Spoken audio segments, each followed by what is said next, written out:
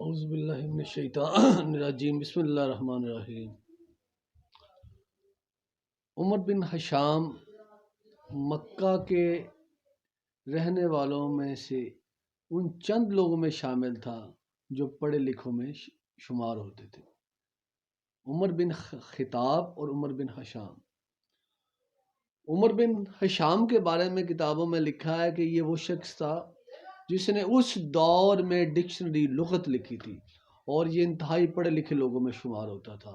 اس اپنے معاشرے میں اس دور کا وہ انٹلیکچوئل کہلاتا تھا، دانشور کہلاتا تھا، اور لوگ اپنے مسئلوں کا حل لے کر اس کے پاس آیا کرتے تھے، اپنے باہمی جھگڑوں کا فیصلہ اس سے کروایا کرتے تھے، اور یہ بڑا عقل مند سمجھا جاتا تھا، اور اس کو ابو الحکم کے نام سے لوگ پکارتے تھے۔ اور پھر اس کا نام ابو جہل کیوں پڑا، یہ میرا آج کا ٹاپک ہے۔ پھر اس کو ابو جہل تاریخ اور کتاب اور لوگ اس کو ابو جہل کے نام سے کیوں مشہور ہوا۔ جب آقا دو جہاں حضور نبی اکرم صلی اللہ علیہ وسلم کی ذات گرامی پر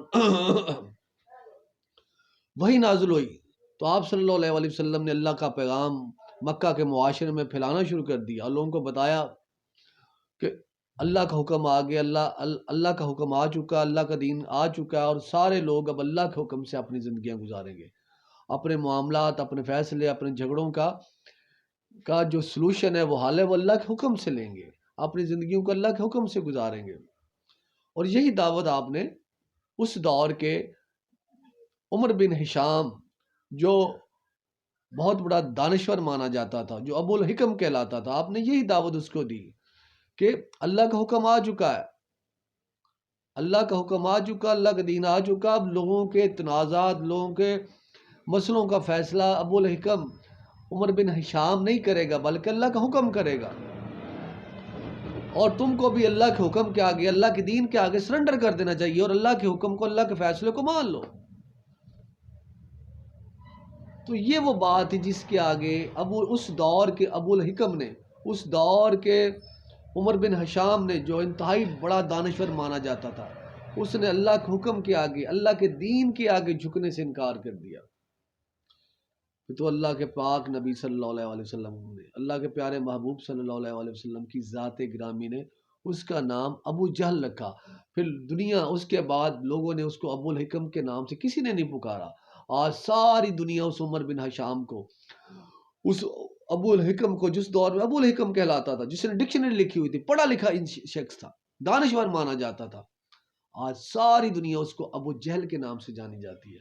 تو یہ میں آپ کے سامنے بات رکھ رہا ہوں کہ اس نے اللہ کے دین کے سامنے اپنی مرضی، اپنی خواہش کو سرنڈر کرنے سے انکار کر دیا، اللہ کے دین کے آگے جھکنے سے انکار کر دیا، اللہ کے حکم کے آگے جھکنے سے انکار کر دیا،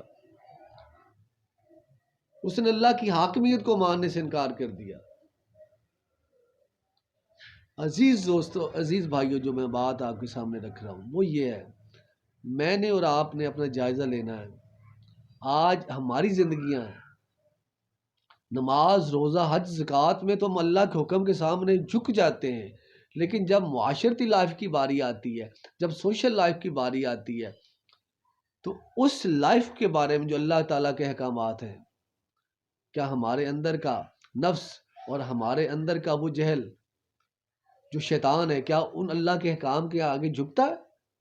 کیا ہم ایز اے معاشرہ، ایز اے قوم، اللہ کے وہ احکامات جو معاشرتی احکامات ہیں، سوشل لائف کے بارے میں، ہمارا رویہ بھی تو ان احکام کے بارے میں بالکل وہی ہے جو ابو جہل کا تھا۔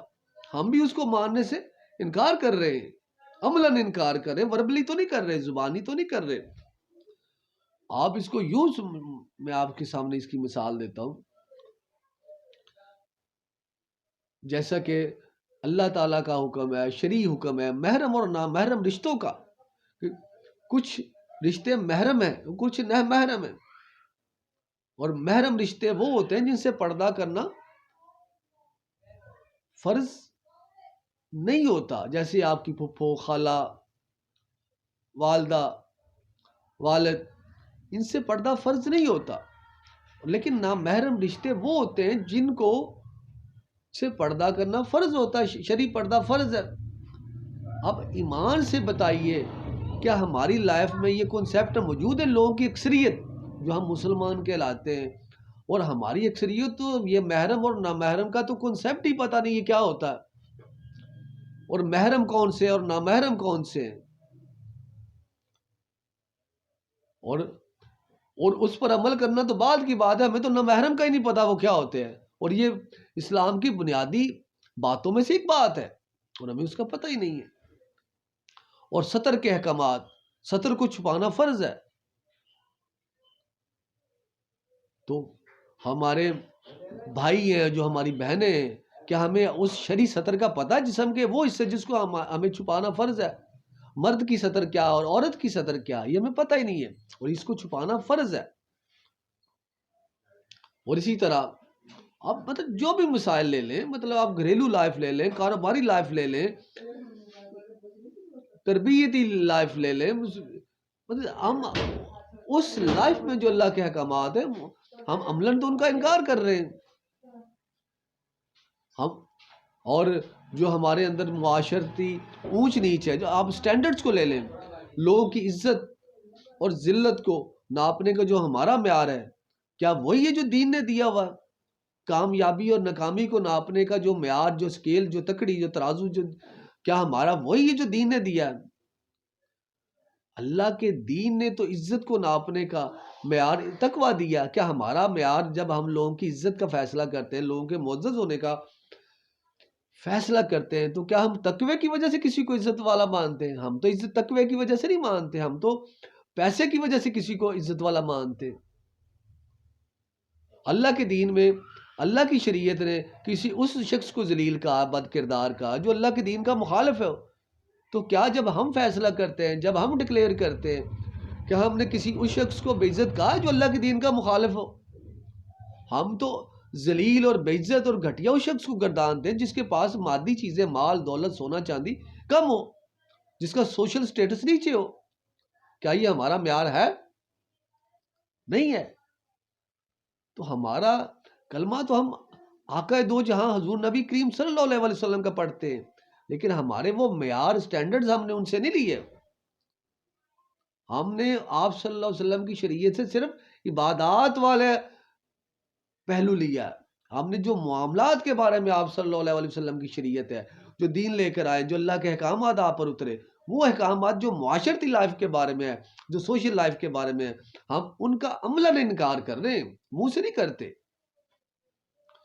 تو بات کرنے کا مقصد یہ ہے، ہمارے اندر کا جو اندر نفس ابو جہل ہے وہ بھی نہیں مان رہا،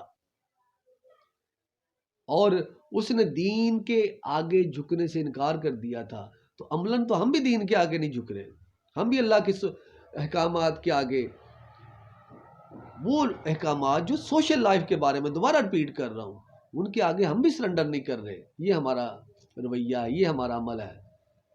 اب آپ سوچ لیجئے ہمارا رویہ کس سے ملتا ہے؟ کیا ہمارا رویہ ہم خلفائے راشدین کے فالورز ہیں؟ کیا ہم عشرہ مبشرہ کے فالورز ہیں؟ کیا ہم بدری صحابہ کے فالورز ہیں؟ کیا ہم اہل بیت کے فالورز ہیں؟ ان سے فالورز ہیں، ہمارے رویے، ہماری زندگی ان سے ملتی ہے یا ابو جہل سے ملتی ہے؟ یہ فیصلہ، اس کو ابو جہلیت کہتے ہیں، اللہ کے دین کے آگے جھکنے سے انکار کر دینا۔ اور یہ میں آپ کے پیش نظر عرض کرتا چلوں، ابو جہل اللہ کا منکر نہیں تھا، وہ اللہ کے وجود کا منکر نہیں تھا، اللہ کو ماننے والا تھا۔ جب حج کرنے والے حاجی لوگ آتے ان کی خدمت کیا کرتا تھا، لیکن وہ آقا کے دین کا منکر تھا، وہ یہ آپ صلی اللہ علیہ وسلم پر یہ اعتراض کیا کرتا تھا، اے محمد صلی اللہ علیہ وسلم، آپ اللہ کے سچے نبی، آپ سچے ہیں، آپ صادق و بین ہیں، لیکن یہ جو آپ غلام کے ساتھ بیٹھ کر ایک دسترخوان پر کھانا کھا لیتے ہیں، اور یہ آپ کہتے ہیں مساوات ہونی چاہیے، سردار اور غلام برابر ہے، یہ بات ہماری سرداری کو ہضم نہیں ہوتی، یہ چیز ہمیں قبول نہیں ہے۔ تو کیا ہمارے اندر کا جو ابو جہل ہے، ہمارے اندر کا جو نفس ہے، ہمارے اندر کا شیطان ہے، کیا اس کو یہ قبول ہے؟ کیا ہمارے رویے محمدی ہیں یا ابو جہل جیسے ہیں؟ یہ ہم نے نوٹ کرنا ہے، فیصلہ کرنا ہے، ہم کس ڈگر پر چل رہے ہیں، اپنا جائزہ لینا ہے۔ آپ اپنا جائزہ لیجئے گا، میں اپنا جائزہ لیتا ہوں، اور اللہ تعالیٰ سے ہدایت، اللہ سے دعا ہے کہ اللہ تعالیٰ ہمیں دین کی سمجھ عطا فرمائے، اللہ تعالیٰ ہم پر رحم فرمائے، کرم فرمائے۔ جزاک اللہ، السلام علیکم۔